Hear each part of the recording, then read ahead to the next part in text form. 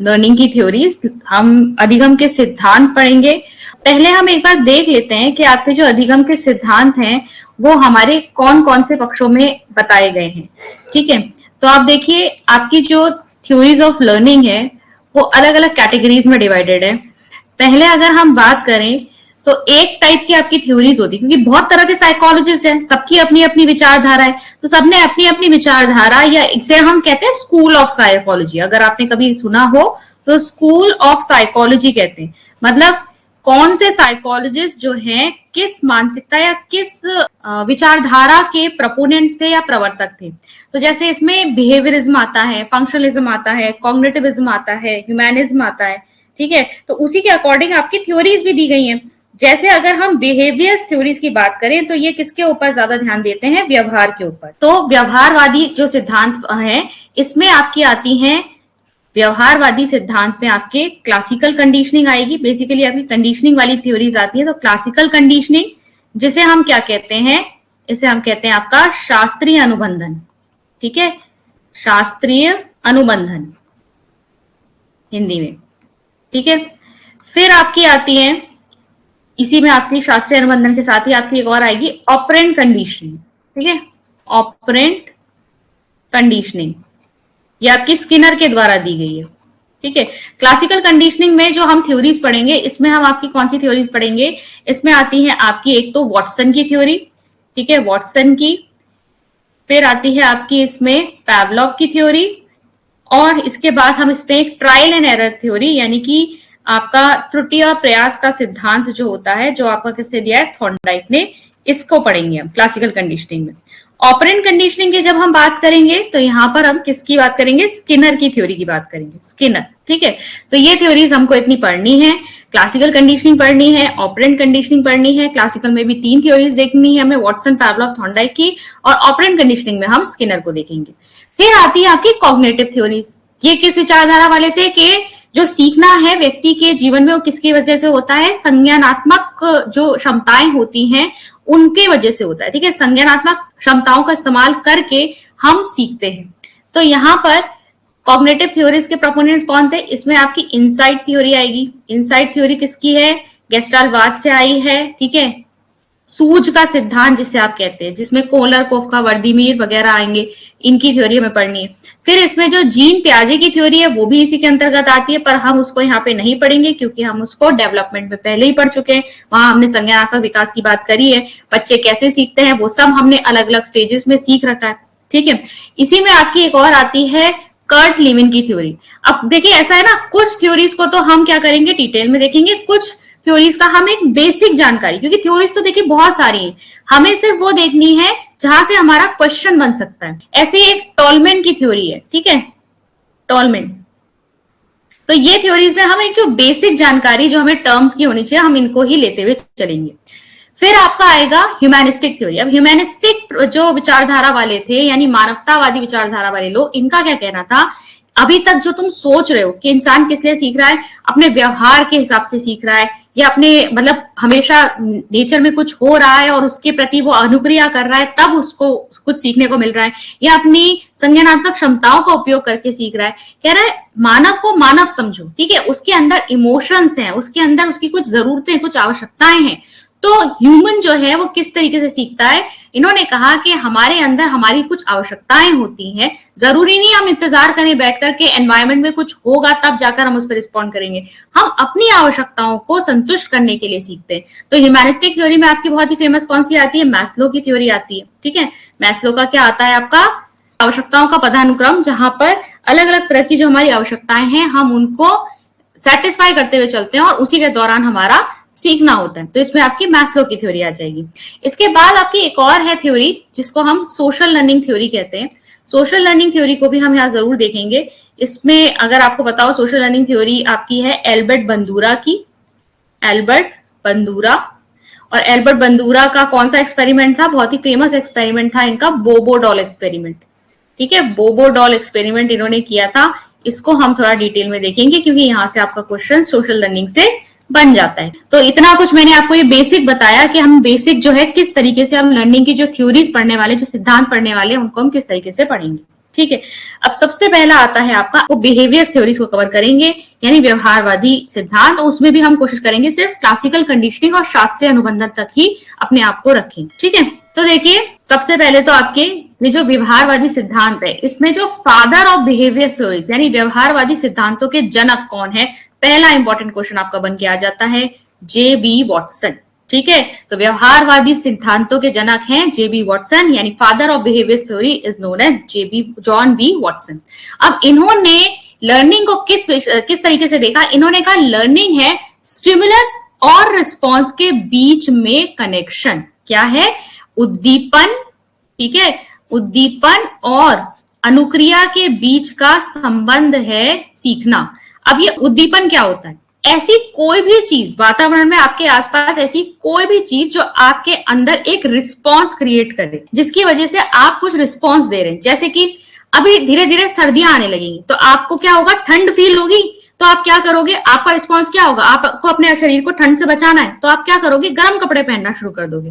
तो ये जो ठंड लगना है, ये भी एक उद्दीपन हुआ, जिसके प्रति आपने अनुक्रिया दी। आपको कोई सुई चुभाए, तो उद्दीपन क्या है, यहाँ पर आपको कोई चीज क्या कर रही है, चुभ रही है, तो आपको दर्द महसूस हो रहा है, आप क्या करोगे, उस पर अनुक्रिया दोगे। त्वरित आपकी अनुक्रिया क्या होगी, आपका रिस्पॉन्स होगा कि आप अपना हाथ हटा लोगे, ठीक है। तो स्टिमुलस क्या होता है, ऐसा कोई भी चीज जो हमारे अंदर किसी भी तरह का रिस्पॉन्स जनरेट करे, ठीक है, जिसके लिए हम कोई भी अनुक्रिया दे, वो होता है स्टिमुलस या उद्दीपन। अनुक्रिया क्या हो गई, रिस्पॉन्स। तो वॉटसन का कहना था लर्निंग क्या है, स्टिमुलस और रिस्पॉन्स के बीच का कनेक्शन है, ठीक है। हम जब इन दोनों को कनेक्ट कर देते हैं, किस स्टिमुलस के प्रति हम क्या रिस्पॉन्स दे रहे हैं, ये कनेक्शन जब बैठ जाएगा, यही आपका क्या होगा, लर्निंग होगी। आप सीख जाओगे कि किस स्टिमुलस, किस उद्दीपन के प्रति आपको क्या रिस्पॉन्स देना है।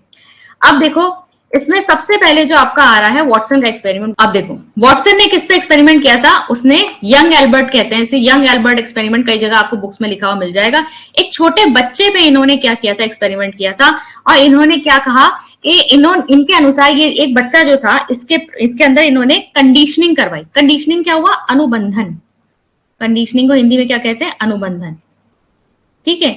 मतलब एक विशेष प्रकार के स्टिमुलस के प्रति इन्होंने एक विशेष प्रकार का रिस्पॉन्स जनरेट करवाना है। ये क्या हो गया, स्टिमुलस और रिस्पॉन्स के बीच में ये जो कनेक्शन इन्होंने बनाया है, ये अनुबंधन हो गया। कंडीशनिंग करवानी है, ठीक है। अब कंडीशनिंग कैसे करवा रहे हैं, यहाँ पे ये बच्चा जो है, ये इसकी कंडीशनिंग कराएंगे रैट के लिए, ठीक है। अब ये जो सफेद रंग का रैट, कई जगह कई उसमें आपको रैबिट भी लिखा हुआ मिल जाएगा। कहने का अर्थ बस ये है कि व्हाइट कलर का, सफेद रंग का इन्होंने या तो एक रैट लिया या रैबिट लिया था, और वैसे तो ये हार्मलेस है, बच्चे को कोई नुकसान नहीं पहुंचा रहा, लेकिन जैसे ही रैट बच्चे के सामने लाया जाता है, तुरंत पीछे से क्या बजाई जाती है, एक लाउड बैंग, एक लाउड नॉइज बजाई जाती है, हथौड़े और ये आप देखो डंडे को लेकर, जिससे बच्चा डर जाता है। बच्चा बहुत छोटा है, बच्चों के कान होते हैं सेंसिटिव, अगर इस तरह की तेज आवाज की जाएगी तो बच्चे डर जाते हैं। तो क्या किया गया, पहले चूहे को इसके सामने लाया गया और पीछे से क्या की गई, ये बैंग बजाई गई, ठीक है। तो बच्चा क्या हो गया, डर गया। ऐसा बार बार करने पर एक समय ऐसा आएगा कि बच्चा जो है सिर्फ चूहे को देखने पे ही डर जाएगा, और उसका रिस्पॉन्स क्या आएगा, डरने का या भागने का आएगा, ठीक है।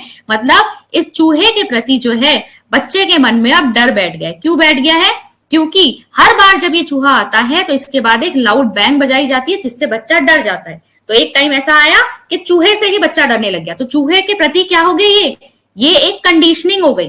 पहले कोई रिस्पॉन्स नहीं आ रहा था, लेकिन बार बार एक ऐसी प्रक्रिया कराई गई जिसके द्वारा बच्चा जो है अब इस चूहे को देखकर एक रिस्पॉन्स देने लगा। तो चूहा यहाँ पर स्टिमुलस है और बच्चे का डरना यहाँ पर रिस्पॉन्स है, जिसका यहाँ पर कनेक्शन बना, और ये यहाँ पर हो गई कंडीशनिंग, ठीक है।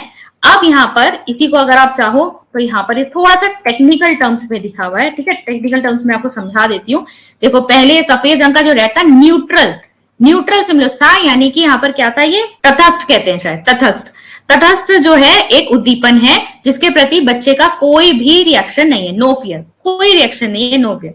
लेकिन यहाँ पर अगर अलग से बात हो रही है, अलग से अगर लाउड बैंग बजाया जाए, जो कि अनकंडीशनल स्टिमुलस है। अनकंडीशनल स्टिमुलस मतलब इसके प्रति आपको कोई कंडीशनिंग नहीं करानी, इसके प्रति तो पहले से ही बच्चे का नेचुरल जो रिस्पॉन्स है, अनकंडीशनल रिस्पॉन्स यानी नेचुरल रिस्पॉन्स बच्चे का क्या है, बच्चा इस लाउड बैंग से डर ही रहा है, ठीक है। नेचुरल रिस्पॉन्स, प्राकृतिक रूप से बच्चे की अनुक्रिया यही आ रही है कि इस शोर से बच्चा एकदम से डर जाता है। ड्यूरिंग कंडीशनिंग क्या किया गया, पहले व्हाइट रैट को लाया गया सामने, उसके बाद बजाई गई लाउड बैंग, ठीक है, प्लस का साइन है ना। तो अब क्या किया गया, ड्यूरिंग कंडीशनिंग मतलब जब आप अनुबंधन बना रहे हैं तो क्या किया कर रहे हैं, पहले ला रहे हैं सफेद चूहा, उसके बाद बजा रहे हैं जोर की नॉइज। तो बच्चे का यहाँ पर एक्शन क्या आया, यहाँ पर बच्चे का एक्शन आ गया अनकंडीशन रिस्पॉन्स। अनकंडीशन मतलब अभी जो रिस्पॉन्स है वो चूहे के प्रति नहीं आया, दोनों को साथ में लगा, जो करके आया है, दोनों चीजें सफेद चूहा और लाउड बैंग को साथ में अगर बजाया गया तो बच्चे का अनकंडीशन रिस्पॉन्स क्या आ रहा है, फियर, डर गया बच्चा। इसके बाद आफ्टर कंडीशनिंग, एक बार जब अनुबंधन बन गया तो क्या हुआ, जो चूहा है जो कि एक न्यूट्रल स्टिमुलस था, उसके प्रति कंडीशन रिफ्लेक्स, यानी अनुबंधन के बाद बच्चे का रिफ्लेक्स क्या आ रहा है यहाँ पर, फियर, ठीक है, कंडीशन रिस्पॉन्स होगा ये, अनकंडीशन नहीं कंडीशन रिस्पॉन्स, ठीक है। तो बच्चा क्या है, अब सफेद चूहे को देखकर ही डर जा रहा है। ये एक्सपेरिमेंट समझ में आ गया होगा। पैवलोव ने भी क्लासिकल कंडीशनिंग थ्योरी दी है, इसे हम एसोसिएटिव थ्योरी भी कहते हैं, यानी सहयोगी सिद्धांत। यहां पर भी एसोसिएशन किसके बीच में हो रहा है, एसोसिएशन स्टिमुलस और रिस्पॉन्स के बीच में हो रहा है, ठीक है। यहां पर लर्निंग क्या है, लर्निंग इन्होंने कहा है पैवलोव के अनुसार फॉर्मेशन ऑफ कंडीशन रिफ्लेक्सेस, ठीक है। लर्निंग क्या है, फॉर्मेशन ऑफ कंडीशन रिफ्लेक्सेस। क्या बना रहे हैं हम, अनुबंधन अनुक्रियाओं के बीच में। अब यहां पर देखो रिस्पॉन्सेस भी कौन से आ रहे हैं, रिफ्लेक्स एक्शंस आ रहे हैं जो बिना सोचे समझे हो रहे हैं, ठीक है। रिफ्लेक्स एक्शन कौन से एक्शंस होते हैं, जो आप क्या करते हो जिसपे आपको ज्यादा सोचना नहीं पड़ता, आप क्या करते हो तुरंत आपका एक रिएक्शन आता है। तो कंडीशन अनुबंधन आप ऐसा बैठा दे रहे हो कि उद्दीपन को देखते ही तुरंत आपका क्या आ रहा है, ऐसा रिस्पॉन्स या अनुक्रिया निकल के आ रही है, एक हैबिट बन गई है। तो लर्निंग को क्या बताया है पैवलोव ने, हैबिट फॉर्मेशन बताया है, आदत का निर्माण बताया है, ठीक है। अब देखो इन्होंने कहा है कि जिन चीजों को हमें सीखना होता है या जिन चीजों के प्रति हमें अनुक्रिया करवानी होती है उसे कहा है इन्होंने क्यू स्टिमुलस, ठीक है, उसे क्यू स्टिमुलस कहा है। क्यू मतलब हिंट, ठीक है, हिंट आप कह लो। और उसके बाद क्यू स्टिमुलस पहले पेश किया जाता है, उसके बाद क्या दिया जाता है, सेटिस्फाइंग स्टिमुलस। सेटिस्फाइंग स्टिमुलस वो स्टिमुलस होता है जिससे जो भी ऑर्गेनिज्म के अंदर आप अनुक्रिया डेवलप करवा रहे हो उसको संतोष मिलता हो, ठीक है। अभी मैं आगे आपको करवाती हूँ एक्सपेरिमेंट, तो इससे आपको ज्यादा क्लियर हो जाएगा। एक काम करते हैं वहां पर देखते हैं, पिक्चर में ज्यादा समझ में आएगा। तो यहाँ पर हम क्या कर रहे हैं, पैवलोव का एक्सपेरिमेंट किस पर था, कुत्ते के ऊपर था। इन्होंने क्या किया, इन्होंने कुत्ते के सामने, देखो कुत्ते के सामने अगर आप फूड रखोगे, खाना रखोगे, तो ऑब्वियसली कुत्ते का रिएक्शन क्या आएगा, उसके मुंह से लार निकलने लगेगी। ये क्या है, अनकंडीशन स्टिमुलस, ठीक है, नेचुरल चीज है। अनकंडीशन मतलब कोई अनुबंधन हमें करने की जरूरत नहीं पड़ी, खाली फूड अगर रख दोगे तो कुत्ते के मुंह से सैलिवेशन यानी लार निकलेगी ही निकलेगी, क्योंकि उसको भूख लगेगी या फिर खाने को देख के लार टपकाएगा, ठीक है। बिफोर कंडीशनिंग अगर हम देखें, ये बिफोर कंडीशनिंग था, बिफोर कंडीशनिंग मतलब अभी अनुबंधन हमने किया नहीं। अगर बेल बजाओगे, बेल भी क्या है, न्यूट्रल स्टिमुलस है, उदासीन आप कह सकते हो उद्दीपन है, इस पर कुत्ते का कोई भी रिएक्शन नहीं होगा, या फिर कभी कभार आप कह सकते हो कुत्ता जो है अलर्ट हो सकता है, एकदम से उसके कान खड़े हो जाते हैं, ठीक है, वो बेल की आवाज पे, लेकिन उससे लार नहीं निकलेगी, ठीक है, कोई सैलिवेशन नहीं होगा बेल बजने पे। अब क्या कर रहे हैं, ड्यूरिंग कंडीशनिंग क्या किया गया, पहले बजाई गई बेल, उसके बाद दिया गया फूड। तो यहां पर रिस्पॉन्स क्या आ रहा है, कुत्ते के मुंह से लार निकल रही है, ठीक है। अब देखो ये बेल क्या है हमारा, क्यू स्टिमुलस, क्यू स्टिमुलस है जिसके प्रति हमें कंडीशनिंग करवानी है, जिसके प्रति हमें अनुबंधन करवाना है। और फूड क्या है यहाँ पर, सेटिस्फाइंग स्टिमुलस है। सेटिस्फाइंग मतलब इससे कुत्ते को खुशी मिलेगी ना, संतोष मिलेगा, तो ये क्या है, एक सेटिस्फाइंग स्टिमुलस है। तो क्यू स्टिमुलस के बाद सेटिस्फाइंग स्टिमुलस यहाँ पर इसके सामने प्रस्तुत किया गया या पेश किया गया, तो कुत्ते के मुंह से सैलिवेशन होने लगा। जब बार बार ऐसा करोगे कि पहले बजाओगे घंटी, फिर कुत्ते को दोगे खाना, बार बार ऐसा करोगे तो कुत्ते की आदत क्या बन जाएगी, अब कुत्ता जो है आफ्टर कंडीशनिंग बेल की आवाज पर ही सैलिवेट करना शुरू कर देगा, क्योंकि उसे पता है बेल के बाद उसे क्या मिलेगा, उसे मिलेगा खाना। तो कंडीशन स्टिमुलस हो गया ये, इसके प्रति आपने अनुबंधन जो है बनवाना था, आपने कंडीशनिंग करवानी थी, अनुक्रिया दिलवानी थी, और सैलिवेशन हो गया उसका बेल पर ही। तो ये कंडीशन रिस्पॉन्स है अनुबंधन के बाद, ठीक है, कंडीशनिंग के बाद। इसी को टेक्निकली यहाँ पर लिखा गया है। टेक्निकली अगर हम देखें तो फूड क्या है, अनकंडीशन स्टिमुलस है, जिस पर आपका कहोगे कि फूड या खाना जब आप दे रहे हो अनकंडीशन स्टिमुलस है, तो उस पर आ रहा है लार निकल रही है कुत्ते के मुंह से। जब बेल बजा रहे हो, ये एक नेचुरल स्टिमुलस है, कुत्ता जो है एकदम से सावधान हो जाता है या अलर्ट हो जाता है। कंडीशनिंग जब हो रही है, ठीक है, ये ड्यूरिंग कंडीशनिंग है, ड्यूरिंग कंडीशनिंग, अनुबंधन के दौरान, ठीक है। अनुबंधन के दौरान क्या हो रहा है, फूड भी दे रहे हो और सॉरी पहले यहाँ पे बेल बजेगा, हाँ पहले बेल बजेगी फिर फूड देंगे, तो पहले बेल बजेगी फिर फूड दोगे तो क्या होगा, सैलिवेशन होगा।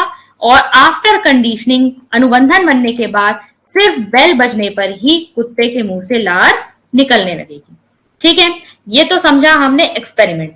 अब इसके ऊपर बेस्ड कुछ सिद्धांत हैं जहां से हमारे क्वेश्चन बनते, उनको समझने की कोशिश करते हैं। तो सबसे पहला जो हमारा प्रिंसिपल या सिद्धांत आता है वो है एक्विजिशन, ठीक है। एक्विजिशन हिंदी में भी देख लीजिए, अधिग्रहण, ठीक है।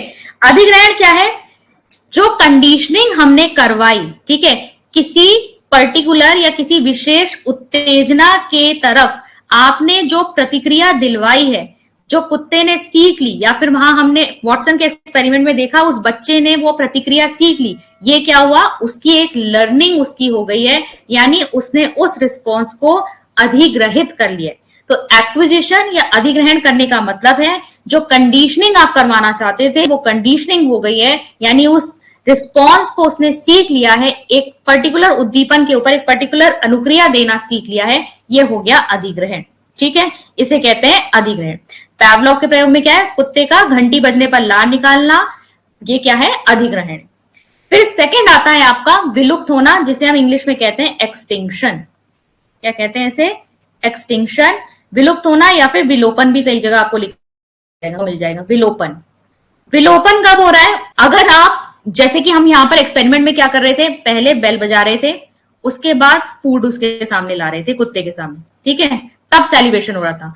अगर आप बार बार ऐसा करो कि बेल बजाओ लेकिन उसके बाद फूड ना दो, तो धीरे धीरे करके जो अनुबंधन आपने करवाया था वो वहां पर खत्म हो जाएगा, वो गायब हो जाएगा, क्योंकि अब बेल के बाद उसको फूड मिल ही नहीं रहा है। तो कुत्ता क्या करेगा, धीरे धीरे वो जो सैलिवेशन या लार आने का जो उसका अनुक्रिया थी वो धीरे धीरे खत्म हो जाएगी। इसे कहते हैं विलुप्त होना या विलोपन होना, ठीक है। यानी स्वाभाविक उत्तेजना के अनुबंधित पे जब उत्तेजना या तटस्थ उत्तेजना कई बार पेश करते हैं तो अनुबंधित प्रतिक्रिया कम होने लगती है, ठीक है। मतलब आपने क्या किया, बेल तो बजाई लेकिन फूड नहीं दिया, तो लगातार ऐसा करने पर कुत्ते का लार टपकाने वाला अनुक्रिया जो है या रिस्पॉन्स खत्म हो जाएगा, उसे हम कहेंगे विलोपन, ठीक है। तीसरा है आपका सहज पुनः प्राप्ति, ठीक है। सहज पुनः प्राप्ति को इंग्लिश में कहते हैं आपका स्पॉन्टेनियस रिकवरी, ठीक है। स्पॉन्टेनियस रिकवरी क्या होता है, अगर कोई अनुबंधन विलुप्त होने के बाद यानी गायब होने के बाद अचानक काफी समय बाद अचानक उभर आए तो उसे हम कहेंगे स्पॉन्टेनियस रिकवरी। जैसे पैवलोव ने देखा कि एक बार उसने ये जो सैलिवेशन या लार आने का जो अनुक्रिया थी या अनुबंधन था वो कुत्ते के अंदर गायब करवा दिया था, ठीक है। कुत्ते के अंदर वो अब क्या थी, ये चीज नहीं होती थी, अब बेल बजने पे वो कोई लार नहीं टपकाता था। लेकिन कुछ समय बाद अचानक उसने देखा कि बेल बजी और फिर से कुत्ते के मुंह में लार आने लग गई। तो ये क्या है, अचानक से कुछ समय बाद दोबारा से वही अनुक्रिया दे देना, इसे कहेंगे स्पॉन्टेनियस रिकवरी, सहज पुनः प्राप्ति। इस पे ना आपके क्वेश्चन आए हुए हैं। फिर आ जाता है आपका स्पॉन्टेनियस रिकवरी के बाद उत्तेजना सामान्यीकरण। उत्तेजना सामान्यीकरण या फिर उद्दीपन सामान्यीकरण कहेंगे इसे, उद्दीपन सामान्यीकरण, उद्दीपन सामान्यीकरण कहेंगे इसे, स्टिमुलस जनरलाइजेशन इंग्लिश में कहते हैं। क्या कहते हैं इसे, स्टिमुलस जनरलाइजेशन। स्टिमुलस जनरलाइजेशन में क्या होता है, इसमें आपका जैसे हमने वॉटसन के एक्सपेरिमेंट में देखा था, वॉटसन के एक्सपेरिमेंट में जो एल्बर्ट था वो किससे डर रहा था, सफेद चूहे से, व्हाइट कलर के रैट से। लेकिन उसने देखा कि व्हाइट रैट के अलावा वो व्हाइट कलर के टेडी बियर से भी डरने लगा, वो व्हाइट कलर का अगर कोई कोट उसके सामने आ रहा है तो उससे भी वो डरने लगा। यानी उसने क्या करा, उद्दीपन सामान्यीकरण कर दिया। वो सिर्फ व्हाइट कलर के रैट से उसकी कंडीशनिंग करवाई गई थी, लेकिन आप सफेद रंग की टेडी बियर, सफेद रंग का कोट, फर वाला कोट या सफेद रंग का फर वाली कोई भी चीज को देखकर एल्बर्ट अब डरने लग गया था। तो उसने क्या करा, उद्दीपन सामान्यीकरण कर दिया, ठीक है। अब उसके जैसे, उस सफेद रैट के जैसे दिखने वाले हर उद्दीपन के प्रति उसकी इस डरने वाली ये अनुक्रिया आने लगी, ठीक है। तो ये है आपका उद्दीपन सामान्यीकरण। फिर है उद्दीपन भेदभाव, यानी कि उद्दीपन भेदभाव नहीं होगा, उद्दीपन विभेदीकरण होगा, ठीक है, विभेदीकरण, उद्दीपन विभेदीकरण, या फिर हम इंग्लिश में इसे कहते हैं स्टिमुलस डिस्क्रिमिनेशन। यहां पर अगर हम देखें कि मान लो कि ये जो एल्बर्ट वाला एग्जाम्पल मैंने आपको दिया था, ठीक है, एल्बर्ट वाले एग्जाम्पल में मैंने आपसे क्या कहा कि white rat, white teddy bear, white coat, हर व्हाइट फर वाली चीज को देखकर एल्बर्ट का फियर वाला रिएक्शन आ रहा था। अगर मान लो ऐसा नहीं होता कि वो सिर्फ व्हाइट रैट को देख के डरता लेकिन व्हाइट टेडी बियर को देख खुश हो जाता, ठीक है, व्हाइट टेडी बियर को देख के वो खुश हो जाता, तो इसका मतलब उसके अंदर उद्दीपन विभेदीकरण की क्षमता आ गई है। वो अलग अलग उद्दीपन पे अलग अलग तरह की अनुक्रिया दे रहा है, इसे हम कहेंगे उद्दीपन विभेदीकरण। ठीक है, ऐसा हुआ नहीं था, हुआ वही वाली केस थी जो मैंने आपको स्टिमुलस जनरलाइजेशन वाली बताई, लेकिन मैं बस आपको एग्जांपल देने के लिए समझा रही हूँ कि स्टिमुलस जनरलाइजेशन किसे कहेंगे और स्टिमुलस डिस्क्रिमिनेशन किसको कहेंगे। ठीक है, हालांकि वॉटसन ने एक और चीज जरूर करके देखी थी, उसने जो आपका यंग एल्बर्ट वाला एग्जाम्पल है, इसमें उसने जैसे पहले व्हाइट रैट के प्रति उसने क्या किया, उसने व्हाइट रैट से बच्चे को अंदर फियर या डर पैदा कर दिया था, उसने इसी व्हाइट रैट में बच्चे के अंदर खुश होने का, ठीक है, इस सफेद चूहे को देखकर खुश होने का की अनुक्रिया भी उसने पैदा करवाई थी। कैसे करवाई थी? धीरे धीरे करके उसने क्या किया, जब वो रैट को ला रहा था बच्चे के सामने, उसके बाद बच्चे को चॉकलेट दी जाती थी। ठीक है, तो जब ऐसा बार बार हुआ कि रैट को लाने के बाद, रैट को लाते हैं बच्चे के सामने, उसके बाद बच्चे को चॉकलेट देते हैं, बार बार जब ऐसा करते हैं तो बच्चा जो है रैट को देखकर अब खुश होने लगता है, क्योंकि उसे पता है रैट को देखने के बाद अब उसे क्या मिलने वाली है, चॉकलेट मिलने वाली है। अगर हम डे टू डे एग्जाम्पल में देखें तो डे टू डे एग्जाम्पल में हमें देखने को मिलता है, जैसे बच्चे होते हैं, इंटरवल की घंटी बजती है तो उनके मुंह में सैलिवेशन होने लगता है, उनके मुंह में पानी आने लगता है। क्यों? क्योंकि उन्हें पता है अब उन्हें खाना खाना है। तो खाना खाने का इंटरवल का जो टाइम हुआ, उसकी घंटी बजते ही बच्चे के मुंह में पानी आने लगता है। तो अगर मान लो कोई व्यक्ति है जो अपने ऑफिस में बैठा और जैसे ही पियन उसके कमरे में आता है उसको डर लगने लगता है। क्यों? क्योंकि पियन जो है हमेशा क्या लेकर आता है कि बॉस की तरफ से उसके लिए हमेशा कोई खराब खबर लेकर आता है, हमेशा कहता है कि बॉस ने आपको बुलाया है, तो वो जानता है क्या तो कुछ काम में कमी निकालने के लिए या कुछ डांटने के लिए बॉस ने बुलाया है। तो अब एक टाइम ऐसा आएगा कि पियन से उसने क्या एसोसिएट कर दिया कि ये तो हमेशा खराब खबर ही लेकर आएगा, तो इसलिए पियन को देखकर ही उस व्यक्ति के अंदर एंजाइटी आने लग जाती है। तो ये क्या है, आपके ये डे टू डे एग्जाम्पल्स हैं कि कैसे हम किसी भी तरह के स्टिमुलस के प्रति अपने एक रिस्पॉन्स या एक हैबिट को डेवलप कर लेते हैं और हमारी लर्निंग हो जाती है। ठीक है, प्रिंसिपल्स और सिद्धांत जरूर ध्यान में रखेंगे। प्रिंसिपल्स ऑफ क्लासिकल कंडीशनिंग और उसमें भी आप पैवलोव डालोगे एंड वॉटसन डालोगे, क्योंकि जो थॉर्नडाइक की ट्रायल एंड एरर थ्योरी है उसको भी आपका क्लासिकल कंडीशनिंग में ही कहीं ना कहीं लिया जाता है, और इसमें आप प्रिंसिपल्स सारे इंपॉर्टेंट है आपके लिए, सब ध्यान में रखोगे। एक्विजिशन यानी कि अधिग्रहण, ठीक है, अधिग्रहण क्या हुआ, जब हमने किसी स्टिमुलस या उद्दीपन के प्रति अनुक्रिया देना सीख लिया तो ये क्या कर लिया हमने, ये क्या हो गया, हमारे अंदर अधिग्रहण हो गया। ठीक है, सॉरी अधिकरण कर लिया, अधिग्रहण, ठीक है, अधिग्रहण हो गया। दूसरा है आपका विलोपन, इंग्लिश में क्या कहेंगे, एक्सटिंक्शन। तीसरा है आपका स्पॉन्टेनियस रिकवरी। एक्सटिंक्शन क्या हुआ, अगर आप जो अनकंडीशन स्टिमुलस है, मतलब जैसे बेल था, बेल के बाद अगर फूड देना बंद कर दो तो क्या होगा, कुत्ते के मुंह में लार निकल आने का जो रिस्पॉन्स है वो बंद हो जाएगा। तो ये है जो आपने यहाँ फर्स्ट स्टेप में सिखाया था, अब आप सेकंड स्टेप में क्या कर रहे हो, वो एक्सटिंक्ट हो गया, गायब हो गया, अब उसको आप खत्म कर रहे हो। स्पॉन्टेनियस रिकवरी, ठीक है, एक बार विलोपन होने के बाद फिर कुछ समय बाद जो है वही रिस्पॉन्स दोबारा से एकदम प्रकट हो जाता है, इसे कहते हैं सहज पुनः प्राप्ति। ठीक है, चौथा क्या है आपका, चौथा है आपका स्टिमुलस जनरलाइजेशन। स्टिमुलस जनरलाइजेशन में क्या है आपका, उद्दीपन सामान्यीकरण। मतलब क्या हुआ है आपका, यहां पर आपने एक जैसा, जिस स्टिमुलस के प्रति आपकी रिस्पॉन्स आपने सीखा था उसके जैसे दिखने वाले जो और भी स्टिमुलस हैं उनके प्रति आपने सेम तरह का रिस्पॉन्स देना सीख लिया है, तो यह है आपका स्टिमुलस जनरलाइजेशन।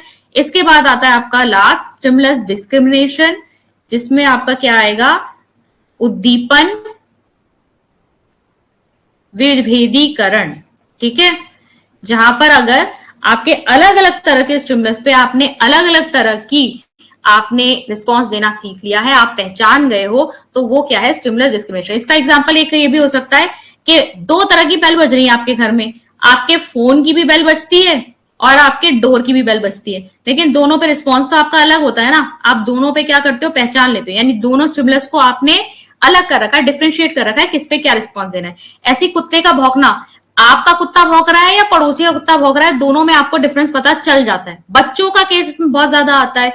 बच्चे जो है ना, आपके घर गली में कितनी स्कूटीज या बाइक्स आती होंगी, लेकिन बच्चा अपने पापा की स्कूटी या बाइक की आवाज ठीक से पहचान लेता है। ठीक है, तो ये क्या है, स्टिमुलस डिस्क्रिमिनेशन है। अलग अलग उद्दीपन के प्रति आपको अलग अलग तरह की अनुक्रिया देना आता हो, तो इसके हम कहेंगे स्टिमुलस डिस्क्रिमिनेशन। ये आपके प्रिंसिपल्स हैं classical conditioner of Pavlov and Watson's theory.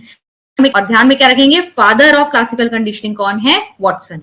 ठीक है, अब बात करते हैं एजुकेशनल इंप्लीकेशन। यहां से आपके क्या आते हैं, यहां से आपके एप्लीकेशन बेस्ड क्वेश्चन भी बनते हैं।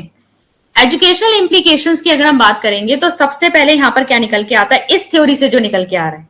ठीक है, इस थ्योरी से आपका निकल के आ रहा है theory of reward and punishment, यानी पुरस्कार और दंड देकर हम किसी भी तरह का रिस्पॉन्स बच्चे के अंदर डेवलप करा सकते हैं। यानी बच्चों को हम सही काम के ऊपर उन्हें रिवॉर्ड दें और गलत काम पर उनको दंड दें, तो बच्चे को समझ में आ जाता है कि कौन सा काम करना सही है और कौन सा काम करना गलत है। ठीक है, तो ये थ्योरी जो है आपकी रिवॉर्ड और पनिशमेंट को आप कह सकते हैं, ये प्रपोज करती है कि रिवॉर्ड और पनिशमेंट प्रॉपर तरीके से यूज करना चाहिए हमें शिक्षा के क्षेत्र में, ताकि बच्चों को सही और गलत की हम परख करवा सकें। फिर है लैंग्वेज लर्निंग में ये बहुत ज्यादा यूज होता है। ठीक है, कंडीशनिंग ही होती है लैंग्वेज लर्निंग। जब आप देख लो, बच्चा बिना सोचे समझे भी एबीसीडी आराम से बोल देगा, एबीसीडी, क्योंकि उसको अंदर वो बिल्कुल दिमाग में बिठा दिया गया है, बिल्कुल पोयम की तरह, या उसको बिल्कुल ऐसे सिखाया गया है कि उसकी कंडीशनिंग हो गई है कि उसके दिमाग में पूरी अच्छी तरीके से बैठ गया। आप बस कहना शुरू करो एबीसीडी, उसका पूरी लाइन से वो पूरी सुना देगा। ठीक है, तो ये लैंग्वेज लर्निंग में भी क्या होता है, और ऐसे हम बहुत सारे शब्दों के साथ करते हैं। आप कुछ बल्कि नर्सरी केजी काफी ऊपर तक की क्लासेस में देखोगे क्या कर दिया जाता है, एक बच्चे को खड़ा कर दिया जाता है, वो C80 कैट, B80 बैट करके बोल रहा है, बच्चे जो है उसको बिल्कुल दोहराते जा रहे हैं। ये एक स्टिमुलस ही है। ठीक है, एक स्टिमुलस हो रहा है जिसके प्रति बच्चे का अपने आप रिस्पॉन्स आ जा रहा है। तो बेसिक जो लैंग्वेज सीखने का है, जो स्टार्टिंग होती है, वो आपकी कहीं ना कहीं क्लासिकल कंडीशनिंग पर ही बेस्ड होती है। ठीक है, छोटी क्लासों में यूज होता है। फिर है डेवलपमेंट ऑफ एटीट्यूड्स। ठीक है, एटीट्यूड्स यानी दृष्टिकोण, किस चीज के प्रति आपको क्या अनुक्रिया देनी है, ये भी आपका क्या होता है, एक तरह का एटीट्यूड आपका किसके द्वारा डेवलप करा दिया जाता है, क्लासिकल कंडीशनिंग के द्वारा आपका डेवलप करा दिया जाता है। बचपन से ही हम जो चीजें करते हुए आ रहे हैं या जो चीजें अपने घरों में देखते हैं, वैसा ही दृष्टिकोण हमारा बन जाता है। ठीक है, जैसा हमारे पेरेंट्स जो है किसी विशेष व्यक्ति के प्रति उसका क्या एटीट्यूड है हमारे पेरेंट्स का, वैसा ही हमारा भी व्यवहार उनकी तरफ हो जाता है, क्योंकि हम उसी को देखते हुए आ रहे हैं। ये भी कंडीशनिंग ही है, कहीं ना कहीं हमारी कंडीशनिंग हुई हुई है। फिर है हेल्पफुल इन एडजस्टमेंट। एडजस्टमेंट में कैसे हेल्प कर रहा है, क्लासिकल कंडीशनिंग जो होती है बच्चों को, हम कह रहे हैं ना यहाँ पर बच्चों को सिखाने के लिए यूज हो रही है। बच्चा क्या करता है, देखो सबसे पहले तो बच्चा सिर्फ घर ही घर में रहता है, होम में है वो, तो सबसे पहले उसका दायरा सिर्फ इतना है। इसके बाद समाज में सबसे पहले जो वो आगे कदम ले रहा है, वो कहाँ ले रहा है, वो उसके बाद जाता है स्कूल में। स्कूल में देखो क्लासिकल कंडीशनिंग के द्वारा वो बहुत सारी चीजें सीखता है, और थोड़ा बहुत क्या हो जाता है, सोशल हो जाता है, या हम कह सकते हैं सामाजिक हो जाता है। ठीक है, अब समाजीकरण यानी उसका यहाँ से आप कह सकते हैं समाज का हिस्सा बनने की वो कोशिश कर रहा है स्कूल में। स्कूल में बहुत तरह के लोगों से वो मिल रहा है, और यहाँ पर क्लासिकल कंडीशनिंग का ही यूज करके हम उसे बहुत कुछ सिखा रहे हैं, और आगे की जो और सोशल लाइफ है उसके लिए उसको क्या कर रहे हैं, तैयार कर रहे हैं। ठीक है, use of audio visual add, जो श्रव्य दृश्य सामग्रियां होती हैं, वो भी बच्चे के लिए बिल्कुल स्टिमुलस का काम करती है, इवन कि हम लोगों के लिए भी काम करती है। जैसे कि अगर आप देखो, आपके ट्रैफिक लाइट, जैसे ही आपको लाल रंग की ट्रैफिक लाइट दिखेगी ना, आप तुरंत रुक जाओगे, इससे फर्क नहीं पड़ता वो रेड लाइट आपको स्क्वायर में बनी हुई है, सर्कल में बनी हुई है, स्क्वायर में बनी हुई है, कैसी भी बनी हुई है, आपको ट्रैफिक लाइट लाल दिखी, आप अपनी गाड़ी रोक दोगे। क्यों? क्योंकि ऐसी कंडीशनिंग हुई हुई है, आपको पता है उस स्टिमुलस के ऊपर मुझे यही रिस्पॉन्स देना है। ठीक है, ऐसे ही ऑडियो विजुअल एड्स भी जो होते हैं वो यूज किए जाते हैं टीचर के द्वारा बच्चों को सिखाने के लिए। जैसे बच्चे के सामने, जैसे आपको पी फॉर पैरट सिखाना है बच्चे को, ठीक है, पी फॉर पैरट, तो आप पी फॉर पैरट बोल भी रहे हो, बोर्ड पे आपने लिख भी दिया, इसके बाद आपने यहाँ पर एक चार्ट में बच्चे को पैरट की फोटो भी दिखा दी, ठीक है, आपने बच्चे को पैरट की फोटो भी यहाँ पर दिखा दी, तो बच्चा क्या करेगा, धीरे धीरे आपने उससे पी फॉर पैरट और ऐसे करके उसको सिखाया, लेकिन इसके बाद आपने इसको हटा दिया, इस चार्ट को यहाँ से हटा दिया और सिर्फ पी फॉर पैरट ही बच्चे के दिमाग में आपने डालने की कोशिश की, तो बच्चा जो है अब उसको उस चार्ट से रिलेट कर पाएगा कि अच्छा पी फॉर पैरट ये होता है, एक ग्रीन कलर का एक पक्षी होता है, ठीक है। फिर है it is also useful for emotionally unstable children, जो भावनात्मक रूप से जो थोड़े अस्थिर बच्चे होते हैं, या फिर आप कह सकते हो मानसिक रोगी भी जो होते हैं ना, उनको आप ज्यादा कुछ ऐसी चीजें नहीं सिखा सकते जहां पर कॉग्निटिव डेवलपमेंट या मानसिक क्षमताओं का यूज हो सके। आपको उन बच्चों को क्या सिखाना पड़ता है, ज्यादातर क्लासिकल कंडीशनिंग के द्वारा ही सिखाना पड़ता है कि आप बच्चे को कुछ स्टिमुलस दो जिस पर बच्चा जो है रिस्पॉन्स करना सीखे। तो क्लासिकल कंडीशनिंग बेसिकली आप अगर कहना चाहो तो छोटी कक्षाओं में या जहां ज्यादा मानसिक क्षमताओं का इस्तेमाल नहीं होना होता वहां पर हम ज्यादा यूज करवाते हैं, क्योंकि बच्चों की हैबिट फॉर्म करवानी होती है। आप छोटे बच्चों को देखो ना, उनकी आदत पड़ चुकी होती है प्रेयर्स गाने की, पोएम्स बोलने की, एक्शन के साथ पोएम्स बोलने की, ये सारी चीजें किसके द्वारा हो रही हैं, हैबिट्स उनकी फॉर्म करवाई है टीचर्स ने क्लासिकल कंडीशनिंग के थ्रू। तो बेसिकली शिक्षा के क्षेत्र में ये कहाँ यूज हो रहा है, ज्यादातर छोटी कक्षाओं में इस्तेमाल हो रहा है। की थ्योरी है उसको भी थोड़ा सा देख लेते हैं, ठीक है, बेसिक सा समझ लेते हैं इसको।